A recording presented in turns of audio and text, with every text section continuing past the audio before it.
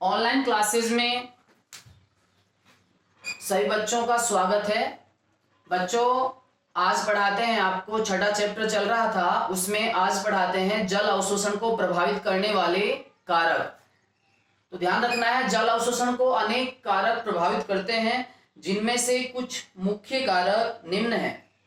जैसे पहला है प्राप्य मृदा जल,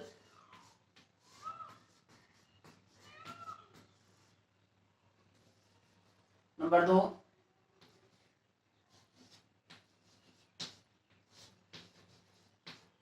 मृदा का तापमान या तापक्रम,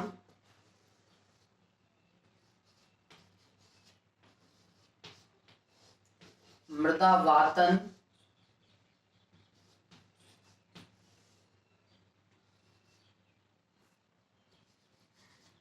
और चौथा है मृदा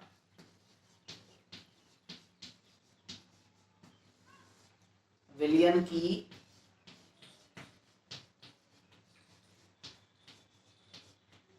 सांद्रता।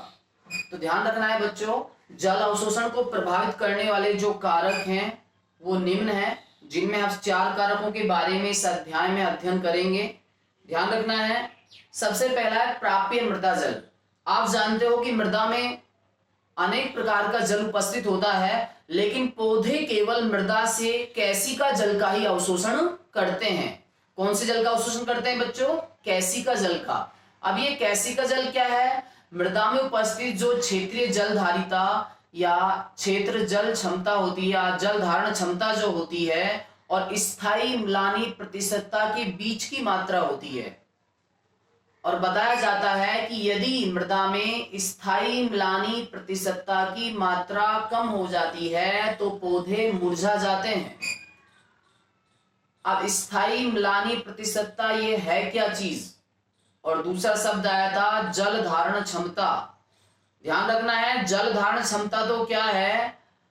मृदा में गुरुत्वीय बल के द्वारा निष्कासित, किसके द्वारा? गुरुत्वीय बल के द्वारा निष्कासित अतिरिक्त जल की मात्रा जो एक तरह से निष्कासित होने के बाद भी मृदा में शेष बच जाती है, उसे कहते हैं जल धारण क्षमता।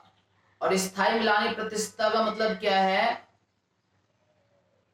जल की वह मात्रा जो मृदा में उपस्थित होती है, और यदि पौधे को प्रथम बार वो उपस्थित नहीं होती है या प्राप्त नहीं हो पाती है तो पौधा में मुरझान हो जाता है, एक तरह से पौधा मुरझा जाता है, जिसको म्लानी या मुरझान कहते हैं या स्थायी म्लानी प्रतिशतता कहते हैं।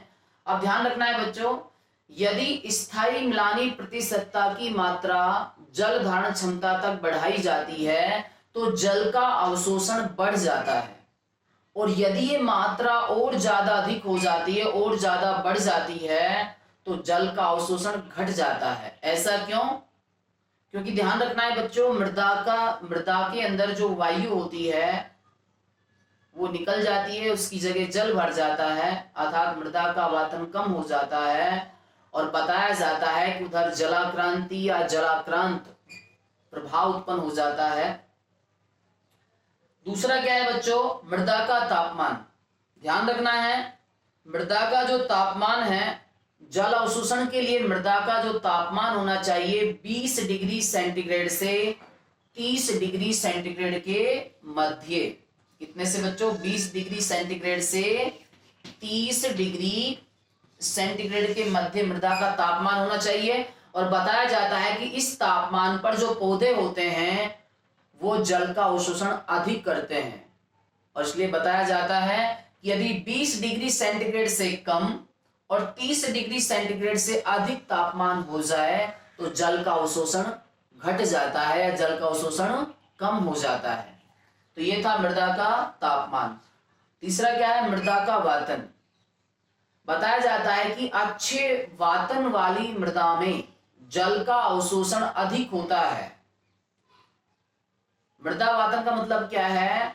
मृदा के जो कण होते हैं उनके मध्य जो उपस्थित वायु होती है उसको हम एक तरह से मृदा का वातन कहते हैं, और जो मृदा छिद्रित होती है, जिसमें वायु का आवागमन परिवहन आसानी से हो जाता है, उसमें जल का अवशोषण क्या होता है, ज्यादा होता है।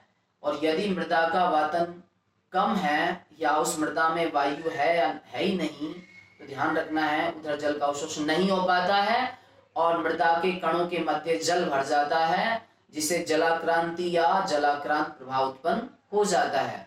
और ध्यान रखना है बच्चों, दोमट मृदा में, कौन सी मृदा में, दोमट मृदा में जल का अवशोषण क्या होता है, सबसे अधिक होता है। कौन सी मृदा में, दोमट मृदा में जल का अवशोषण क्या होता है, सबसे अधिक होता है। तीसरा, चौथा क्या है, मृदा विलयन की सांद्रता। ध्यान रखना है, जिस मृदा के अंदर लवणों की मात्रा ज्यादा हो जाती है तो उसकी सांद्रता अधिक हो जाती है, अर्थात विलयन सांद्र हो जाता है, गाढ़ा हो जाता है, और उस विलयन में जल का अवशोषण क्या हो जाता है, कम हो जाता है।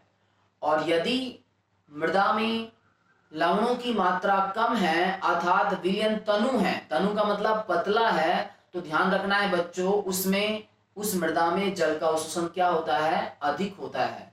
तो ये अपने 4 कारक थे जल अवशोषण को प्रभावित करने वाले कारक। तो बच्चों अपना एक टॉपिक कंप्लीट हुआ है, जल अवशोषण। और इसमें दूसरा जो टॉपिक है वो हम पढ़ेंगे रसारोहण।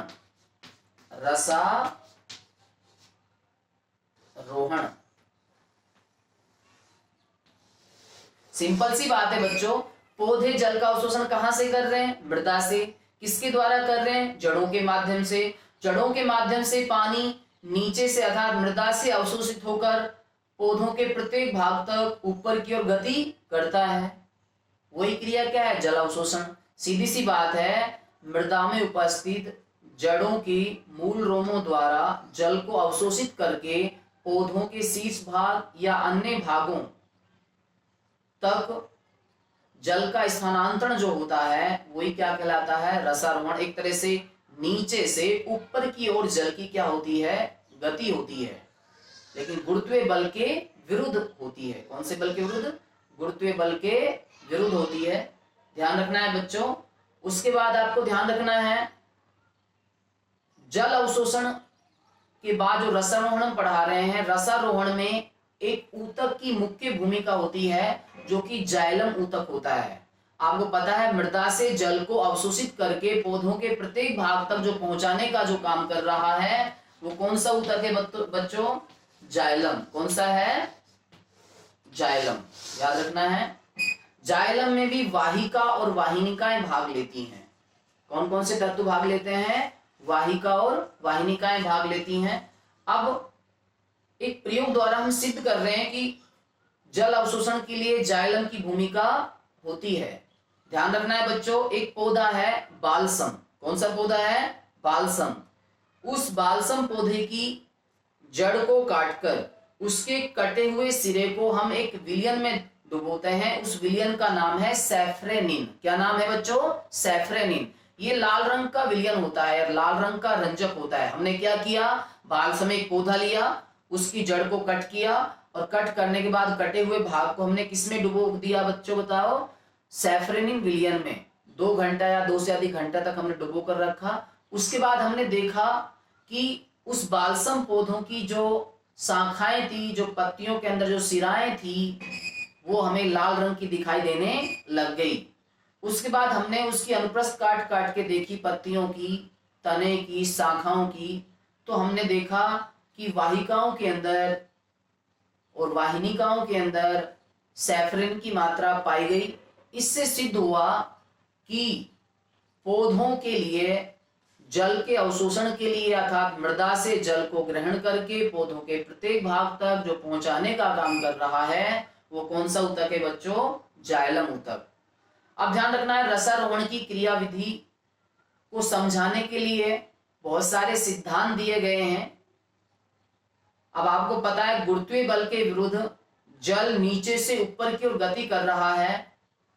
इसको समझाने के लिए बहुत सारे वैज्ञानिकों ने अपने अलग अलग सिद्धांत, अपने मत, अपने तथ्य, अपने विचार प्रस्तुत किए।